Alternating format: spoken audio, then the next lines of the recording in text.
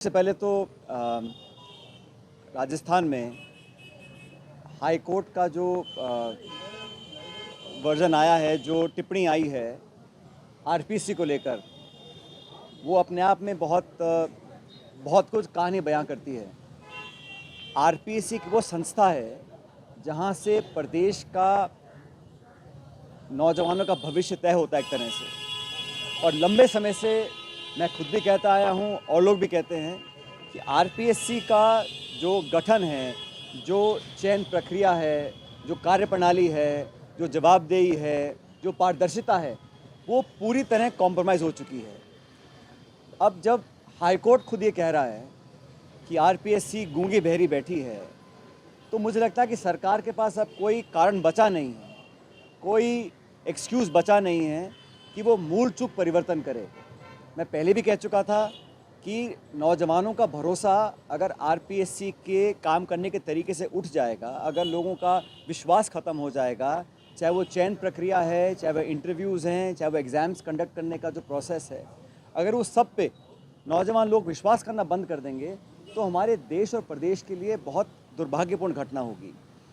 मैंने पहले कहा था कि आरपीएससी में जो हुआ वो पूरा एक्सपोज हो चुका है, तो बिना समय ज़ाहिर करे उसमें मूल चूक परिवर्तन करना पड़ेगा। और बार बार ये कहना कि वो संवैधानिक संस्था है, उसमें परिवर्तन करना पॉसिबल नहीं है, ये महज एक बहानेबाजी है। 1 साल से ऊपर सरकार को हो गया और सरकार अगर चाहती तो बहुत कुछ परिवर्तन ला सकती थी, लेकिन महज चुनावी भाषणों में बातें बोलना और सत्ता में बैठने के बाद अपनी आंख बंद कर लेना इस बात को दिखाता है कि कोई अनावश्यक दबाव सरकार के ऊपर होगा। क्योंकि पुनर्गठन करने में, उसको रीऑर्गेनाइज करने में, उसमें कुछ चेंजेस लाने में या उनके वर्किंग को बदलने में सरकार बिना समय खोए काम कर सकती थी, लेकिन जानबूझ के इसको लटकाया गया। अब जब हाईकोर्ट ये बोल रहा है तो सरकार को मुझे लगता है बिना समय ज़ाहिर करे इमीडिएटली इसमें मूल चूक परिवर्तन करना पड़ेगा और करना चाहिए। सब चीज़ों में जो मेंबर सिलेक्ट होते हैं, कौन करता है, कैसे करता है, कोई मापदंड हो, कोई क्राइटेरिया हो। सिर्फ लोगों को संतुष्ट करने के लिए वर्ग, जाति, समाज और प्रांत के अलग अलग लोगों को ऑब्लाइज करने के लिए हम नियुक्तियां करेंगे तो वो गुणवत्ता में बहुत कॉम्प्रोमाइज़ हम लोग करते हैं। जब चोरियां पकड़ी जा रही हैं, रंगे हाथ लोग पकड़े जा रहे हैं, पुलिस कार्रवाई कर रही है, फिर भी आरपीएससी को अभी तक सरकार ने कोई भी बदलाव के संकेत नहीं दिए हैं और सिर्फ अपनी जान बचाने के लिए स्टेटमेंट्स दे रही है। और कल का जो स्टेटमेंट हाईकोर्ट का आया है, उसके बाद तो मैं समझता हूँ कोई कारण नहीं रहा कि सरकार इस पर कार्रवाई ना करे। सरकार को करना चाहिए और ये बताना चाहिए कि 14-12 महीने सरकार ने ऐसा क्यों नहीं किया। इस बात को ना सिर्फ मैं, हमारी पार्टी, प्रदेश के लोग सैकड़ों बार उठा चुके हैं। दूसरा भी, सरकार के एक मंत्री हैं जिन्होंने आरोप लगाया, एक पब्लिक प्लेटफॉर्म से आरोप लगाया कि उनका फ़ोन टैप हो रहा है। किसी भी व्यक्ति की प्राइवेसी पर हनन करना कोई सरकार नहीं कर सकती है, कोई भी नागरिक हो। और जब वो नागरिक शपथ लिया हुआ सरकार का एक मंत्री हो और पब्लिक प्लेटफॉर्म से बोल रहे हो और सरकार कोई जवाब नहीं दे रही है, क्योंकि एक कलेक्टिव लीडरशिप होती है, सरकार का मंत्री सरकार का नुमाइंदा है, तो एक तरह से सरकार खुद बोल रही है और वो खुद कह रहे हैं कि मेरा फ़ोन टैप हुआ। उन पर उनका दल एक कार्रवाई करता है, वो उनका अंदरूनी मामला है। भारतीय जनता पार्टी का एक संगठन है, उस संगठन में वो किसको नोटिस देते हैं, क्या कार्रवाई करते हैं, ये उनका निजी मामला है, मैं उस पर नहीं जाना चाहता हूँ।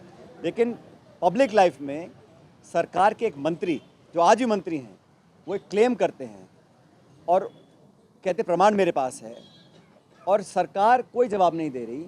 सदन के अंदर सरकार को जवाब देना चाहिए। पूरा प्रदेश और पूरा देश जानना चाहता है कि एक जिम्मेदार व्यक्ति जो आपकी सरकार के मंत्री हैं, वो आरोप लगा रहे हैं कि उनके साथ उनका फ़ोन टैप हो रहा है और सरकार के पास जवाब कोई नहीं है।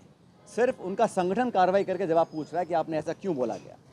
कोई आम नागरिक बोलता, कोई उनके दल का कार्यकर्ता बोलता, मैं समझ सकता हूँ, लेकिन सरकार का एक मंत्री, और ये मजाक बना रखा है। वो इस्तीफ़ा दिए बैठे हैं, उनका इस्तीफ़ा एक्सेप्ट नहीं हो रहा, वो कुछ स्टेटमेंट देते हैं, मंत्री होने के नाते कहते हैं मेरा फ़ोन टैप हो रहा है, तो संगठन कार्रवाई कर रहा है। फिर उनका जवाब, पता नहीं उन्होंने जवाब क्या दिया होगा, लेकिन मैं मानता हूँ ये मजाक बना हुआ है। लगभग 1 साल हो गया, किसी व्यक्ति को पार्टी में काम करने का अधिकार है, लेकिन जब वो मंत्री बन जाते हैं तो अलग जिम्मेदारी होती है। और एक कलेक्टिव लीडरशिप में every minister speaking for the government, जो स्टेटमेंट उनका आया है उस दिन फ़ोन टैपिंग का, वो सरकार का स्टेटमेंट है। सरकार में बैठा मंत्री खुद कह रहा है मेरा फ़ोन टैप हो रहा है, और सरकार मजाक बना रखा है। तो पूरी प्रणाली को एक तरह से चैलेंज किया है, और दुर्भाग्य है कि सदन चल रहा है, सत्र जारी है, और हमारी पार्टी ने, हमारे दल ने सदन के अंदर मामले को उठाया, कोई जवाब नहीं आया। तो मुझे लगता है कि सरकार को कुछ निर्णायक कार्रवाई करनी चाहिए, सच्चाई जनता के सामने आनी चाहिए।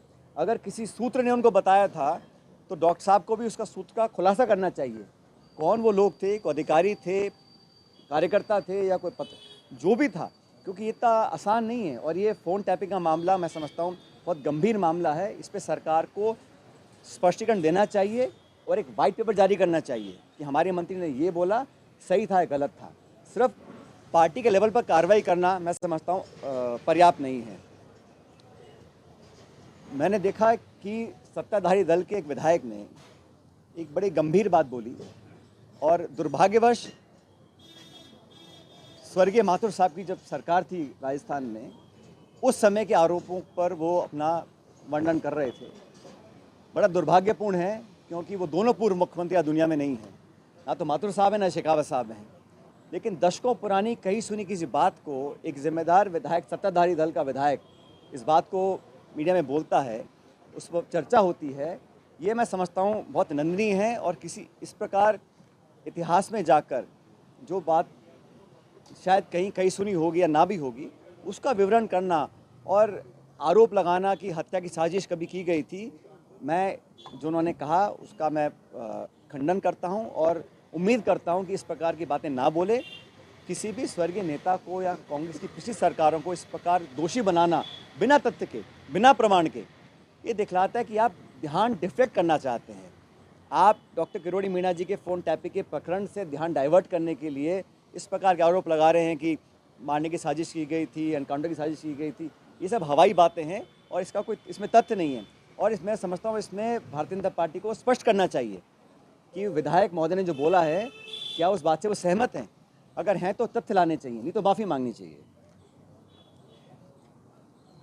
अभी जो ERCP की पहली योजना थी, उसका MOU साइन किया गया, वो प्रकाश में आया है, और उसमें ये कहा गया कि जो पहले राजस्थान का कोटा था पानी का, सिंचाई का, उद्योग के इस्तेमाल का और पीने के पानी का, उसमें इजाफा किया गया है।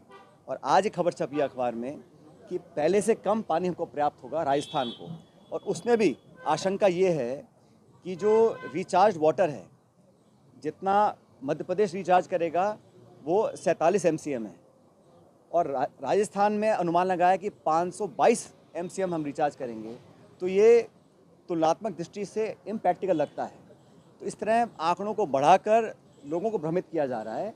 सरकार को स्पष्ट करना चाहिए सदन के अंदर कि जो MOU साइन किया था, उसमें जो आपने आंकड़े दिए हैं राजस्थान के शहर के पानी के, उसकी पूर्ति कैसे करेंगे आप।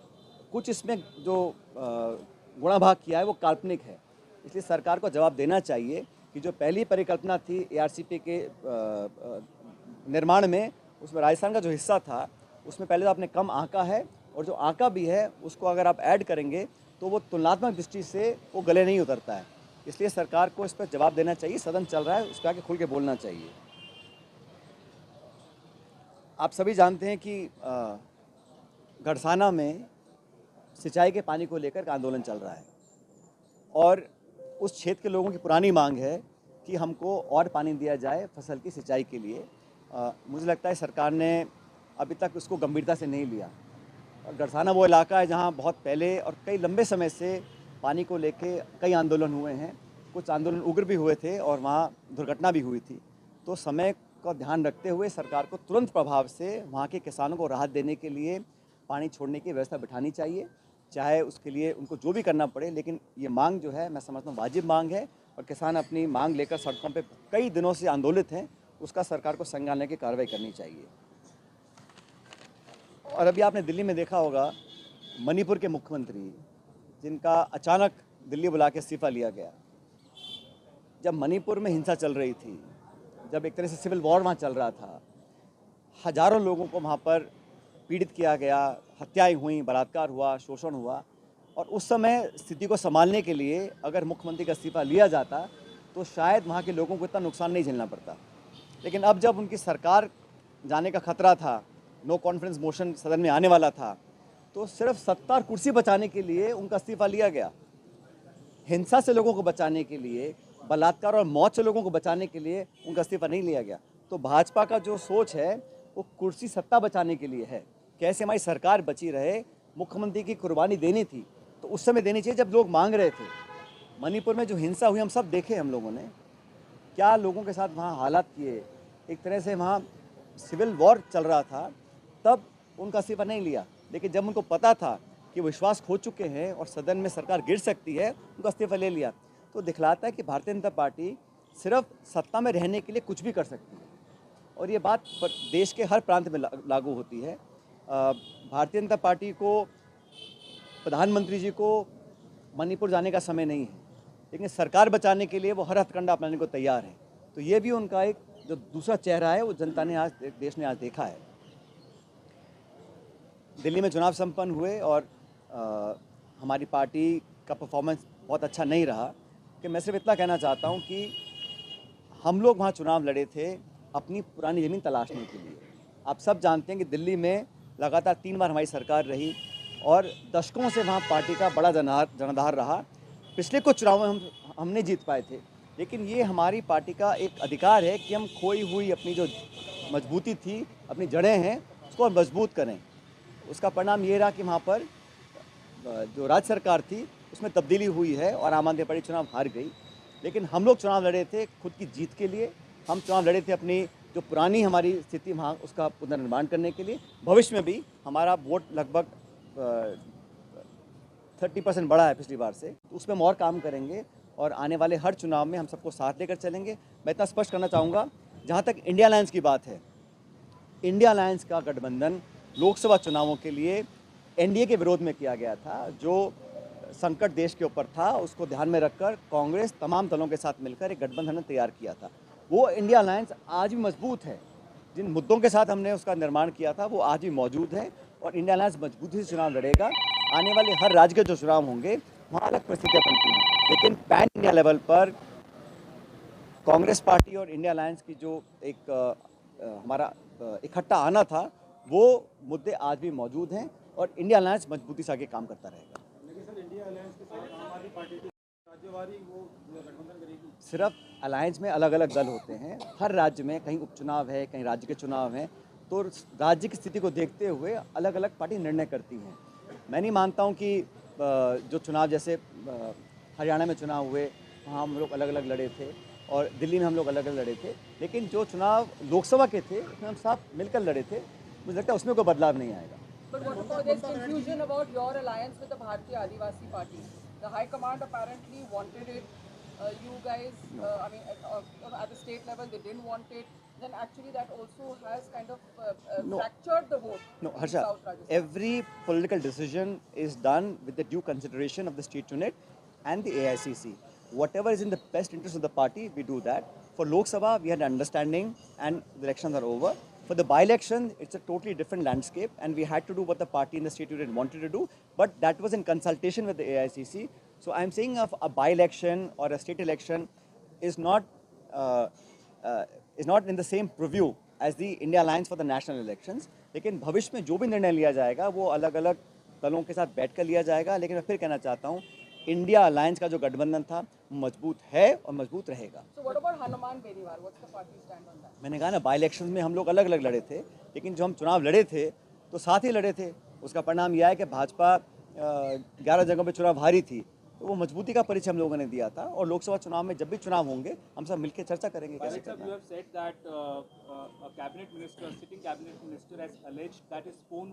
है। And the government has made a mockery of it. Do you think phone tapping used to happen during the Congress regime as well? I am saying that when a sitting minister, please understand, it is not an allegation of the opposition. It's not an allegation of an ordinary party worker or a citizen of the state. That itself is very severe and a very grave offence. But if a sitting cabinet minister has on record made that allegation that his phone is tapped, a mere organizational notice does not justify the action that should have been taken.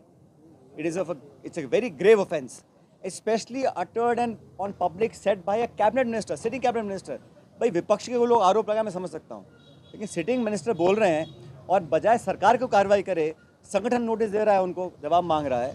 That does not justify the action that is required to be done. And phone tapping is a serious offence. Any such incident, now or before, should be absolutely transparently investigated, and anyone found guilty, any leader, any party member, any officer, any police officer, जो भी है, अगर किसी ने कुछ गलत किया है तो उसका आना चाहिए. कहा है कि हर गलती सजा मांगती है, तो गलती करेगा तो सजा मिलनी चाहिए. स्वर्गीय माथुर साहब के विषय में जो आपने बात बोली, तो करुणलाल मीणा भी एक इंटरव्यू में बोल रहे थे कि ऐसा ही हुआ था, मेरे को मारने की प्लानिंग. अब वो जान बचाने के लिए ध्यान भटका रहे हैं ना. जो स्टेटमेंट दिया है भाई, स्टेटमेंट दिया ना, उस पर चर्चा करनी चाहिए उनको. और अगर ऐसा कुछ था तो प्रमाण लेकर आए उसका. लेकिन जो दुनिया में नहीं है, 20-25 साल 30 साल पुरानी बात कर रहे हैं आप, ऐसी आरोप लगा देंगे किसी के ऊपर, ये गलत है. वो तो आप आज आप क्राइसिस में आ गए हैं, आप अपनी जान छुड़ाने के लिए इधर उधर की बातें कर रहे हैं, और क्या प्रमाण है किसी के पास? ना तो भैरव सिंह जिंदा है, ना माथुर साहब जिंदा है. लेकिन इस प्रकार की बातें बोलना एक बड़ा गैर जिम्मेदाराना बयान है. ये जो आप बात कर रहे हैं, समरावता में जो हिंसा हुई है, उसके जो पीड़ित हैं वो आज भी न्याय मांग रहे हैं. वो कह रहे हैं कि उनको न्यायिक जांच होनी चाहिए, पर अभी तक कोई इसके ऊपर फैसला नहीं हुआ. संभागीय जांच सरकार ने पहले ये कहा था, सरकार के मंत्री ने कहा था कि न्याय जांच होनी चाहिए. मैंने भी मांग की थी. अगले दिन कहा था कि वहाँ पर जो एट्रॉसिटीज़ हुई हैं उसकी न्यायिक जांच हो. प्रशासनिक या पुलिस की जांच से सच्चाई सामने नहीं आएगी. न्यायिक जांच नहीं कराई, इसका मतलब है सरकार नहीं चाहती कि वहाँ न्याय हो. अगर किसी के साथ गलत हुआ है, घरों में घुसे हैं, लोगों को मारा है, उनके सामान जला दिए, सब कुछ किया है, दिन छिपने के बाद किया है, जब जांच ही नहीं हो रही है तो न्याय कैसे मिलेगा? और सरकार की कोई मंशा न्याय देने की है भी नहीं.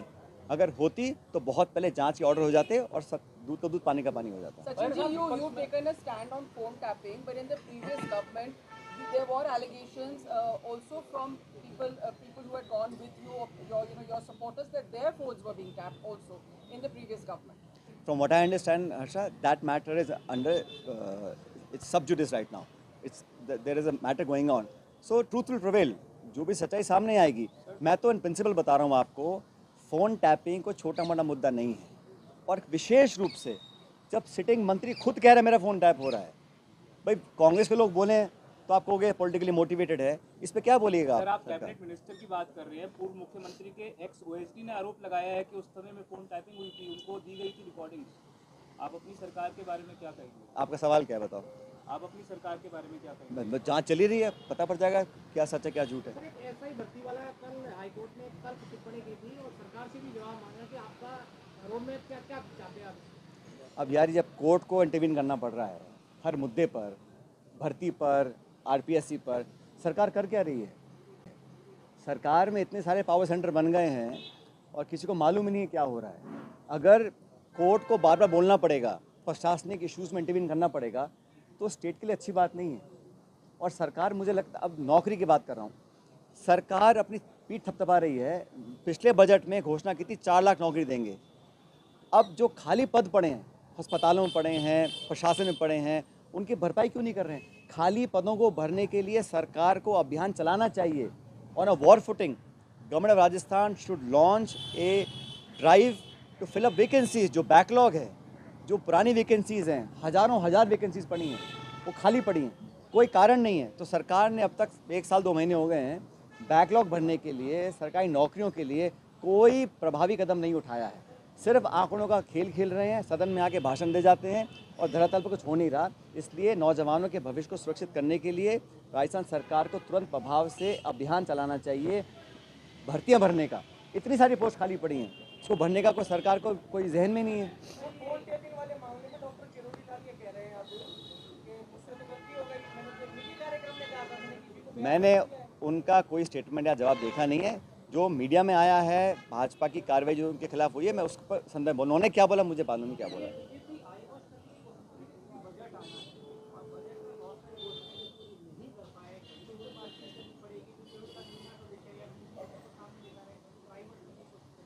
भाई सरकार की जिम्मेदारी है सदन को चलाना, सरकार की जिम्मेदारी है, गवर्नमेंट की जिम्मेदारी है सरकार को सदन को चलाना. अब सदन में आपके मंत्री आरोप लगा रहे हैं, आप जवाब नहीं दे पा रहे हैं. आप जो अब तक सदन चला है, मुझे लगता है सरकार गंभीर नहीं है. वो शायद चाहती चर्चा ही ना हो, वो सदन को चलाने के मूड में ही नहीं है, क्योंकि सदन चलाना हो, जैसे जिलों के भंग करने पर हम चर्चा मांगी, स्पीकर ने हाँ बोल दिया, फिर सरकार विरोध कर रही है, फिर उसमें लेन देन करते हैं, फिर हंगामा मचेगा। विपक्ष का काम है जवाब मांगना, चर्चा करना, और सरकार का काम है जवाब देना। अब जब जवाब देने को है नहीं तो वो सूट करता है कि अब हंगामा करो, हम सदन नहीं चलाएंगे। लेकिन सरकार को चलाने की जिम्मेदारी सरकार की है, और मैं तो कहना चाहता हूँ सरकार को हर मोर्चे पर अपना स्पष्ट मत रखना चाहिए। और जो जहाँ तक जिलों की बात है, मैंने पहले भी कहा था, जिलों को अगर आपको ख़त्म करना आपका मन था तो आप एक मापदंड तय करते, जनसंख्या का, भूगोल का, प्रशासनिक मापदंड का, ताकि एक क्राइटेरिया बनता। मनमाने तरीके से आपने इनको संभाग ख़त्म कर दिया, जिला ख़त्म कर दिया, और जवाब देने को तैयार नहीं है। अगर आप एक फ्रेमवर्क बनाएंगे, उस क्राइटेरिया के आधार पर आप जिलों को रखें या निरस्त करें, बात समझ में आती है। लेकिन मनमानी तरीके से आप जिला शक्ल देख के हाँ या ना कर रहे हैं, ऐसे नहीं चलता है। तो सरकार को जवाब देना पड़ेगा। Thank you ji.